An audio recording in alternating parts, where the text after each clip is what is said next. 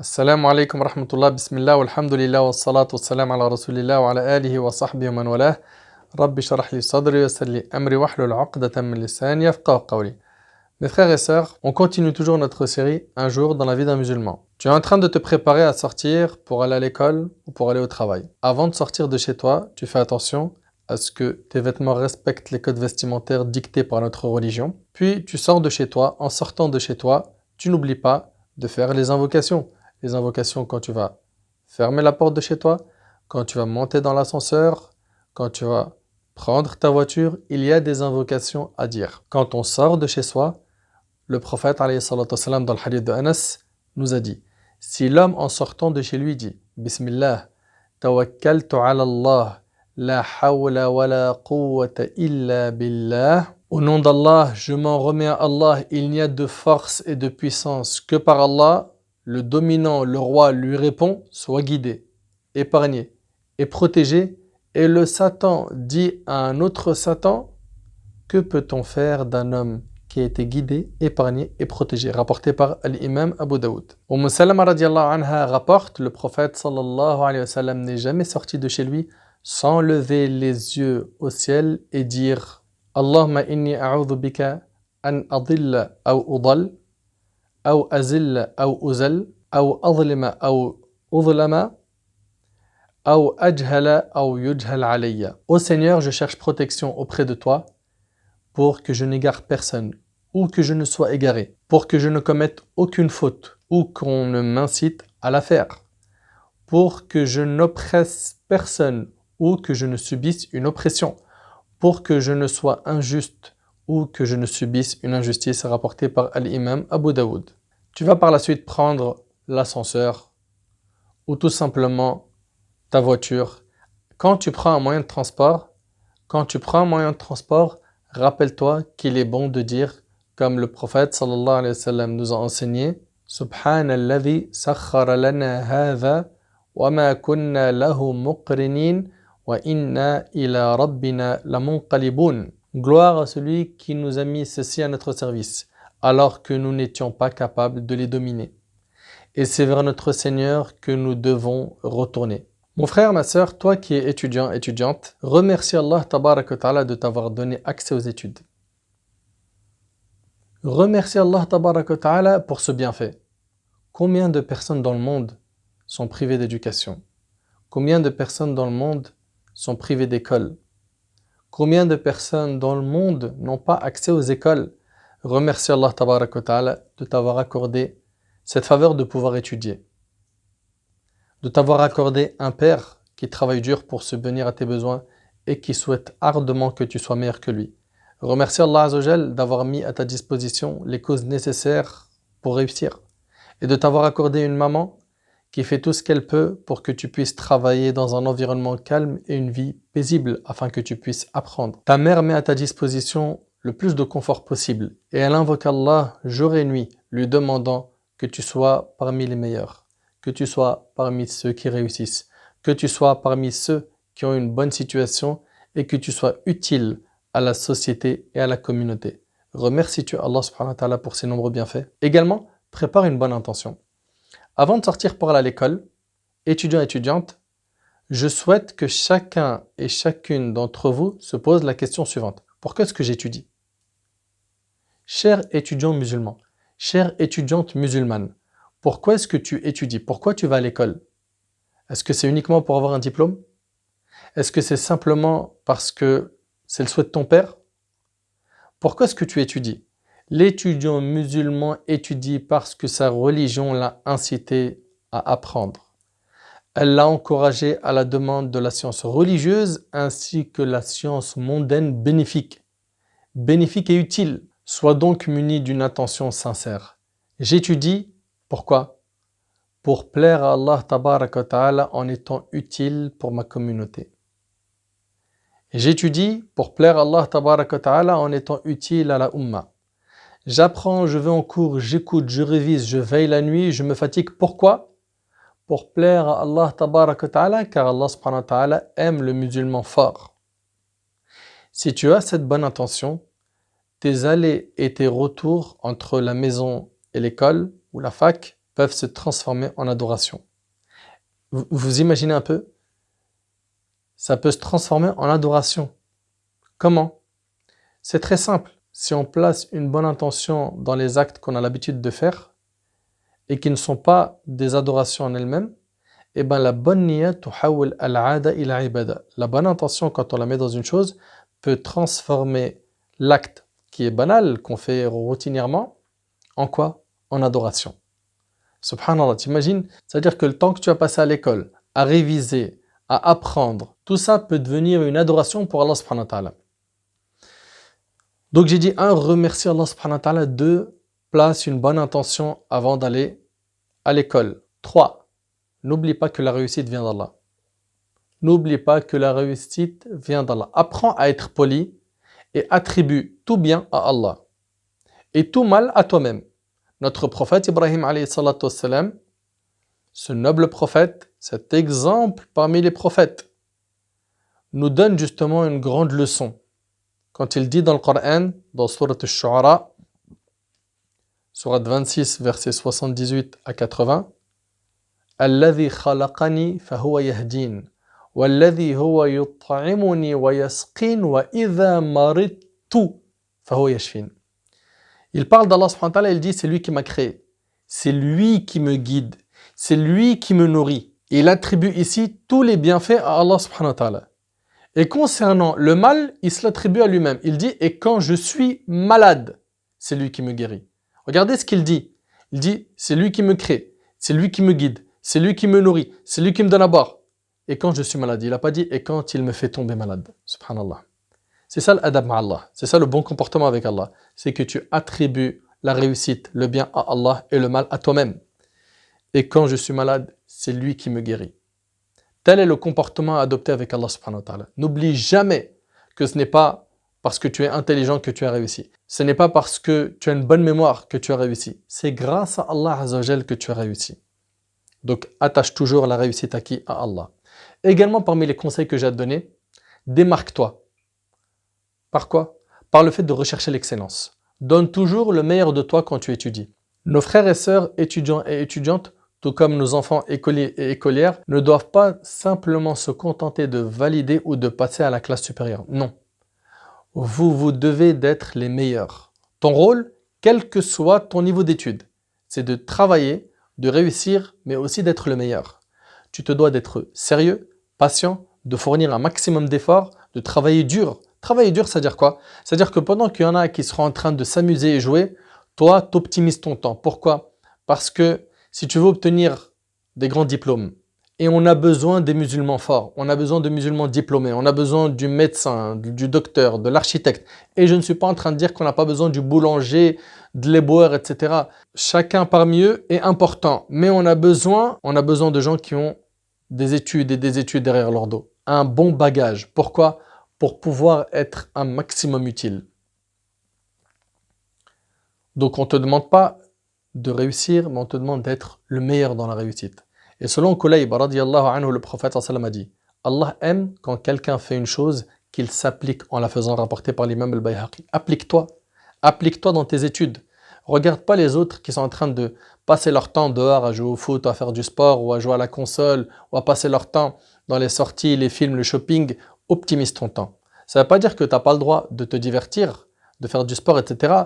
Mais concentre-toi sur cette période qui est la période des études. Pourquoi? Parce que quand on a passé ce train, c'est difficile de le reprendre. Combien de personnes ont arrêté l'école tôt?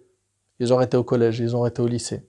Ils se sont retrouvés malheureusement à faire des boulots qui sont difficiles, à être très mal payés, à faire beaucoup d'heures. Et après un certain temps, ils se sont réveillés en se disant « Est-ce que je peux reprendre les études ou pas ?» Pour beaucoup, c'est très difficile. C'est très difficile, ils ont des responsabilités, ça va être difficile pour lui de lâcher le travail alors qu'il a une femme, des enfants et de retourner aux études. Donc mon frère ainsi que toi, ma sœur, profite de cette occasion. Profite de cette occasion et étudie.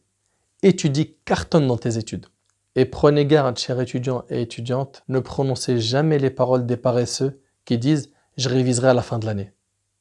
Subhanallah, les parents font tout de manière générale pour placer leurs enfants dans une ambiance idéale. Idéale à quoi? À la réussite. Il leur achète tous les livres dont ils ont besoin, même s'ils se retrouvent à la fin du mois en galère. Il leur donne de l'argent de poche. Il leur achète les vêtements qu'ils veulent. Il les gâte. Certains même ont recours à des profs particuliers. Ils se fatiguent pour leurs enfants. Ne méritent-ils pas que tu les rendes joyeux en réussissant? Pourquoi est-ce que tu ne fais pas preuve de miséricorde envers ton père et ta mère, qui n'attendent de toi que la réussite? Le prophète il a dit Ar-Rahimuna yarhamuhum ar-Rahman. Ceux qui sont miséricordieux, le tout miséricordieux sera miséricordieux envers eux. Irhamu man fil ard yarhamukum man fis sama. Soyez miséricordieux envers ceux qui sont sur la terre, celui qui est dans les cieux sera miséricordieux envers vous. Ta mère et ton père ont misé sur toi. Ils ont beaucoup d'espoir en toi. Pourquoi les rendre malheureux? Tes parents, leur seul souhait, c'est que tu les rendes heureux. C'est que tu cartonnes dans tous les domaines. C'est que tu sois même meilleur qu'eux. Ne fais pas comme les paresseux. Ceux à qui le père ne cesse de répéter tout au long de l'année, travaille, révise, travaille. La maman elle est derrière, travaille, révise, t'as appris, révise, travaille. Et qui reçoivent des plaintes, avertissement de travail, votre fils ne travaille pas assez, votre fille ne bosse pas, et relâchement. Pourquoi? Et on entend quoi de ces élèves-là qui ne font pas d'efforts? Je réviserai à la fin de l'année. T'inquiète, tout est dans la poche. C'est dans la poche, je t'ai dit, maman. Papa, je t'ai dit, c'est dans la poche. Et après, on s'aperçoit que la poche était trouée. Travaille et sois sérieux. Et attention, ne triche jamais. Ne triche jamais. C'est condamnable dans notre religion de tricher. Le prophète, dans le hadith d'Abu Huraira, a dit celui qui triche n'est pas des nôtres, rapporté par l'imam musulman. Le musulman, il est quoi? Sérieux. Il est honnête. Le musulman, il est ambitieux. Le musulman doit être le meilleur dans tous les domaines dans lesquels il s'engage. Quant à l'étudiant paresseux, endormi et irresponsable, sache que la paresse est une maladie, mon frère. C'est une maladie, ma sœur. Anas radiallahu anhu rapporte que le prophète sallam recherchait refuge auprès d'Allah contre quoi? Al-ajz, al-kasal. Le prophète sallam il disait Seigneur Allah, je me mets sous ta protection contre l'incapacité et la paresse. T'imagines un peu? Le prophète sallam il demande à Allah subhanahu wa ta'ala de l'écarter de ses comportements. Et toi, tu vis dans la paresse, dans la fainéantise et tu es content? Ce hadith qu'on vient de citer, il est rapporté par l'imam Muslim. Par la même occasion, je tiens à vous dire, ô vous les étudiants, ne soyez pas comme ceux qui arrêtent leurs études tôt. Ceux qui ont délaissé les études mondaines sous prétexte qu'ils veulent apprendre la religion. Et que la science de ce bas monde n'est pas utile. Des gens qui ont abandonné les études d'architecture, d'ingénierie, en pensant que ce n'est pas utile et que le plus important, c'est la science du dîn. Généralement, quand quelqu'un arrive à cela, c'est qu'il a eu un déclic. Il ou elle est assoiffé de science. Il ou elle veut à tout prix apprendre beaucoup dans la religion. Il ou elle aimerait être d'ailleurs comme tel imam ou tel prêcheur. Et tout ça, c'est louable. Mais, pourquoi arrêter l'école? Pourquoi? Pourquoi arrêter l'école et se retrouver à faire des emplois qui sont durs et qui te rémunèrent très mal? Et parfois même, dans ces emplois, tu ne seras pas respecté. Mon frère ainsi que toi, ma sœur, qui t'est reconnu dans ces paroles, sache que tu te trompes. Nous avons besoin de médecins musulmans, d'architectes musulmans, d'ingénieurs musulmans, de professeurs musulmans, de comptables musulmans. On a besoin de boulangers musulmans, on a besoin de musulmans qualifiés dans tous les domaines. Dans toute notre vie quotidienne, on veut des musulmans forts. Et notre besoin envers ces gens-là ne doit pas être inférieur à notre besoin envers les savants et les fuqaha, les juristes. Serait-il judicieux que toute la communauté musulmane devienne des savants religieux et des ignorants dans les sciences de ce bas monde? Non. La demande de la science mondaine est une obligation collective, tout comme la demande de la science religieuse. Qu'est-ce qui t'empêche d'être médecin et de connaître le Coran par cœur? Qu'est-ce qui t'empêche d'être ingénieur et de faire talab al-ilm et de faire da'wa? Qu'est-ce qui t'empêche de réunir les deux sciences? Nos ancêtres, rahimahumullah, ont été des exemples dans le fait d'avoir quoi? D'avoir la science de din et de dunya. Je vais vous citer à présent quelques-uns des grands génies de la pensée universelle qui, dès le 7e siècle, inventèrent et développèrent à haut niveau les disciplines scientifiques et techniques, modifiant ainsi fondamentalement les mentalités et les sociétés humaines. Parmi eux, on a Muhammad ibn Musa al-Khawarizmi. Il est connu, le père de l'algorithme. Il bouleversa la science des mathématiques et laissa à la postérité le terme algèbre. Subhanallah. On le connaît. Al-Khawarizmi, précurseur en la matière, a permis de cerner scientifiquement les lois de l'univers. Il ouvrit la porte aux sciences. Abu Bakr Muhammad ibn Zakaria al-Razi, Razès, inventeur des antibiotiques, il est l'un des plus grands médecins de tous les temps. Il y a 600 ans, le seul livre de la bibliothèque de la faculté de médecine de Paris était son ouvrage. C'était le seul manuel que les médecins du roi Louis XI consultaient pour soigner le souverain. Al-Razi reste pour l'histoire un génie incontesté. Omar ibn al-Haytham ou al-Hazin, ce génie de l'histoire, conçut une théorie du mouvement planétaire. Il est le fondateur de l'optique. Il inventa les lentilles, le télescope ainsi que les lunettes. Al-Hazin a devancé en matière de sciences expérimentales Roger Bacon, Léonard de Vinci ou encore Galilée. Il demeure l'un des plus grands penseurs de l'histoire des sciences. Abu Marwan ibn Zuhr, grand clinicien, il est l'un des fondateurs de la médecine. Son ouvrage le plus important est un corpus pratique de thérapie médicale et alimentaire. Abul Walid ibn Rushd ou Averroès, expert en théologie, en droit, en astronomie, en philosophie et en médecine. Ali ibn al-Abbas, expert en embryologie et en gynécologie. Il a écrit Kitab al-Maliki, un chef-d'œuvre qui référence l'ensemble du savoir médical de tous les peuples et de tous les temps. Il a offert au monde un ouvrage sans précédent. Ibn al-Nafis, il découvrit la petite circulation du sang 300 ans avant Michel Servet. Subhanallah. Ces savants sont des personnes très connues dans le monde scientifique. Certains d'entre eux ont eu des positions controversées sur les questions de dogme, mais là n'est pas le débat. Il s'agit juste de montrer que ce sont des personnes qui ont pu exceller dans le droit musulman et dans les sciences mondaines. Donc on voit bien dans notre histoire qu'il y a eu des gens qui ont été des experts, des génies. Pourquoi t'en ferais pas partie? Maintenant pour la partie révision. Un conseil pour toi mon frère ainsi que toi ma sœur, avant tes examens, je te conseille de lire un peu de Coran, de faire de l'istighfar. Pourquoi? Pour qu'Allah Azzawajal te facilite la révision.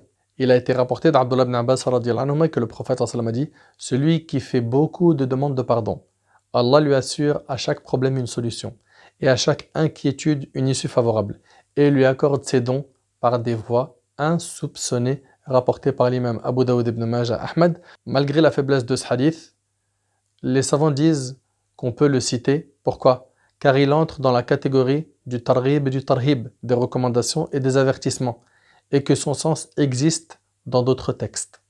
Cheikh al-Islam ibn Taymiyyah, ce grand savant musulman, disait « Il m'est parfois arrivé de consulter plus de 100 exégèses pour le même verset. Subhanallah. Puis je demandais pardon à Allah 1000 fois et l'implorais en disant « Ô celui qui a appris à Ibrahim, apprends-moi. Ô celui qui a fait comprendre à Sulayman, fais-moi comprendre. » Mon frère, ma sœur, tu veux comprendre? Tu veux faire partie des meilleurs? Retourne vers Allah, travaille, fais des efforts, donne-toi les moyens de réussir en consultant quelqu'un qui connaît. D'accord? Fais les causes et éloigne-toi des péchés. Un conseil, évite de réviser en groupe. Chers étudiants, chères étudiantes, vous savez tous que quand il y a une révision en groupe, il y a également perte de temps, rigolade, des fois même médisance, voire d'autres péchés. C'est pour cela que je te conseille de ne pas réviser en groupe. Après, si tu as vraiment besoin de quelqu'un, alors une personne, voire deux. Mais évite. Pourquoi? Pour être efficace dans ta révision, pour optimiser ton temps. Et malheureusement, combien de personnes en révisant en groupe ont fini par tomber dans des péchés qu'ils ne commettaient pas avant? Il est tombé dans la cigarette, la drogue, la fornication, les relations illicites, et j'en passe. Les parents, bien évidemment, doivent faire très attention à la fréquentation de leurs enfants. Vous êtes responsable de vos enfants, faites-y très attention. Mon frère ainsi que toi, ma sœur, tu vas aller à l'école, c'est pas un défilé de mode. Ça veut dire quoi? Ça veut dire que tu dois t'habiller proprement, mais en même temps, ne cherche pas à rentrer dans les concurrences de mode, comme le font certains. Soigne ton apparence, mais ne va pas dans tout ce qui est vanité, orgueil, d'accord? Vouloir se démarquer par son vestimentaire, ou bien tout simplement vouloir montrer sa richesse.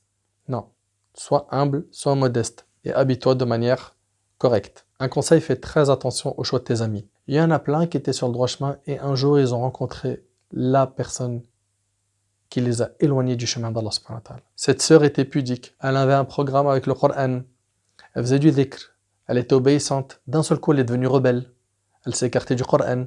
Elle a commencé à se prendre la tête sur le maquillage, le vestimentaire. Pourquoi? Pour attirer un tel, sortir avec lui et faire comme telle copine et suivre les recommandations de gens qui l'éloignent d'Allah. Ou bien ce frère qui s'est retrouvé dans un mauvais cercle de fréquentation et ils l'ont poussé à fumer. Ils l'ont poussé à mentir, à voler. Ils l'ont poussé à être arrogant. Ils l'ont poussé à être mauvais. Au point où maintenant c'est devenu un perturbateur à l'école. Au point où maintenant il cherche à tout prix à se montrer. À montrer qu'il existe par quoi? Par la violence, la haine, la méchanceté. Attention à la fréquentation. Le prophète sallam a dit, l'homme prend la religion de son ami intime, prenez garde à vos fréquentations. Ne fréquente pas n'importe qui. Ta fréquentation peut t'emmener en enfer. Regardez Abu Talib, c'est l'oncle du prophète sallam. C'est son oncle, c'est l'oncle du prophète sallam. Pourquoi il a fini en enfer? À cause de sa fréquentation. Pourtant, son neveu, c'était le prophète sallam. Fréquentez que des pieux, que des gens qui vous rapprochent d'Allah, que des gens qui sont corrects, bons, bien éduqués, que des gens qui vous tirent vers le haut, pas qui vous tirent vers le bas. Fais attention aussi à ton regard. Attention à ne pas jeter tes regards à droite à gauche en regardant ce que tu n'as pas le droit de regarder. C'est haram, ça fait attention. En tant que musulman, on veut de toi aussi la ponctualité. C'est-à-dire quoi? C'est-à-dire qu'il faut que tu arrives à l'heure. C'est pas tous les jours tu arrives en retard et on te blâme. Non, va à l'école à l'heure. Également, respecte tes enseignants.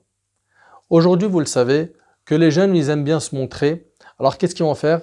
Ils vont commencer à répondre au prof, à lui manquer de respect, à montrer qu'ils ont du courage, alors qu'en réalité, ils font n'importe quoi. Ils sont en train de détruire leur avenir, mais ils ne s'en rendent pas compte. Vous savez, cet âge-là où les gens font n'importe quoi avec les enseignants, plus tard, ils le regrettent. Ne soyez donc pas de cela et respectez vos enseignants. Respectez également les lieux dans lesquels vous étudiez. C'est-à-dire que on voit des gens aujourd'hui jeter n'importe quoi, n'importe où par terre. Ne sois pas de ceux qui jettent par terre. Il y a des poubelles pour jeter tes mouchoirs ou autres. Ne sois pas de ceux qui salissent, de ceux qui cassent, de ceux qui détériorent les choses. Le prophète il nous a appris point de nuisance ni à soi-même ni à autrui. D'accord? Point de nuisance ni à soi-même ni à autrui. C'est dans le hadith d'Abu Saïd ibn Malik ibn Sinan al-Khudri radiyallahu anhu, et ce hadith il est rapporté par Ibn Majah, Ahmad et d'autres. Et Allah tabarak wa ta'ala a dit dans sourate al-Baqarah, Wallahu la yuhibbul fasad, et Allah n'aime pas le désordre. Et agir de la sorte en cassant, en détériorant le matériel, ça fait partie du désordre. Également, tu auras ton rôle de da'wa. C'est-à-dire que tu vas montrer la bonne image de l'islam. Par quoi? Par ton comportement. Tu dois mettre la niya, l'intention, en allant à l'école, de montrer la bonne image du musulman. Ça s'appelle prêcher l'islam sans parler. Ça s'appelle prêcher l'islam sans parler. Avec le bon comportement, avec la sagesse, avec le fait que tu vas prendre sur toi, avec le fait que tu ne vas pas répondre au mal par le mal, que tu vas maîtriser ta colère, que tu vas faire attention à ne pas tomber dans les pièges des provocations. Sois intelligent. Sache qu'à travers ton comportement et ta da'wa, si Allah subhanahu wa ta'ala guide une personne par ta cause, tu auras tout gagné. Le prophète a dit à Ali ibn Abi Talib radiyallahu anhu, par Allah, quand Allah met par ta cause quelqu'un sur la bonne voie, cela est meilleur pour toi que les plus précieuses richesses de ce monde. Mot à mot, si on devait le traduire, c'est les chameaux roux. Et c'est ce qu'ils avaient de plus précieux à l'époque et c'est rapporté par Bukhari et Muslim. Et d'après Ibn Abbas radiyallahu anhu, le prophète a dit, toute bonne action est une aumône. Et celui qui montre un bien est comme celui qui l'a fait rapporter par l'imam al-Bayhaqi. Donc soit de cela, soit de ceux qui montrent le bien, qui indiquent le bien, qui sont positifs, qui ne font pas de péché, qui s'écartent de la désobéissance à Allah subhanahu wa ta'ala et surtout qui ne font pas dans la masse. Parce qu'il y a beaucoup de gens malheureusement quand ils voient les effets de groupe, ils y adhèrent rapidement. Un dernier point que j'adresse aux étudiants, c'est essaye de travailler pendant les week-ends et les vacances. Alors ici quand je dis travailler, ça ne veut pas dire travailler l'école, bien que c'est une chose qui est louable. C'est-à-dire que même dans les vacances, garder un petit rythme pour travailler, c'est bien. Mais, là je parle ici de travailler un job. Pourquoi? Pour que tu puisses connaître le sens de la responsabilité rapidement. Également, soulager tes parents dans le cas où ils te donnent de l'argent de poche. Même si tes parents ils sont riches. Même si tes parents sont riches, c'est bien de travailler. c'est bien de descendre sur le terrain du boulot pour voir un petit peu comment est-ce qu'on gagne l'argent. Et que ce n'est pas une chose aussi facile que tu le pensais. Bien sûr, tu feras attention à ne pas faire un travail qui met en colère Allah subhanahu wa ta'ala, un travail qui ne te permet pas de faire tes adorations. Fais-y très attention. Tu ne vas pas écraser et piétiner tes principes religieux pour quelques euros. Ne sois pas de cela. Étudiants, étudiantes, voilà pour vous ces quelques messages qui vous viennent de la part d'un frère qui veut votre bien. J'implore Allah subhanahu wa ta'ala qu'il fasse de vous de bons musulmans, des musulmans modèles dans tous les domaines, et que l'on puisse montrer à l'humanité que l'islam est synonyme de réussite et non d'échec. Qu'Allah tabarak wa ta'ala vous protège, qu'Allah azza wa jal vous facilite vos études. هذا والله أعلم. سبحانك اللهم بحمدك أشهد أن لا إله إلا أنت أستغفرك وأتوب إليك. جزاكم الله خير والسلام عليكم ورحمة الله وبركاته.